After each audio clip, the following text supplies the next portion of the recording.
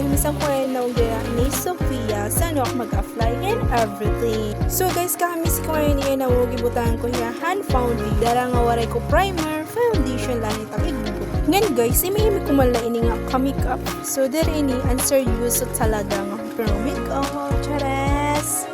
Pero siya ito, bisan dire seryoso, kailangan ko lagi hapo pa yun. So of course mga guys, nagkita na kang video kung papaanon ko ya, papahusayan. Dapat pa niya pahusay. Yan guys, mga bago ngayon, tak makeup. So kung nakpakianak ka mo, kung hinoy ka, syempre, ako niyang sister. Yan guys, ginhatag niya itong haak. Kayo sa man itong hiya kasi, so nadiriyahan mga powder. So siya itong ginhatag na niya ako. So of course, kay sabihin man kita. So gitanggap tang blisan! Yan guys, anigin ko lang ngayon ni daan. Blush on, eyeliner, yan, and for the eyebrow. Amula niging kuha kay nadiri maniyahan iba. So, sino pa naman tayo para itanggi yung blessings na yun? So, of course, kunin na natin, i-grab natin, charas! So, yun na ngayon mga guys.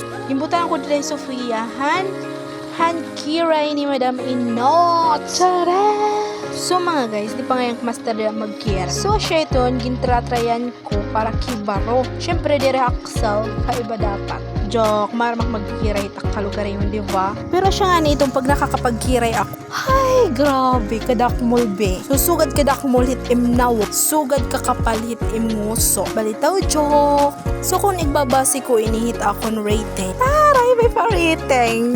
Kung baga, kasing kapal inihit, mga tao nga nakikialam tam kinabuhi, di ba?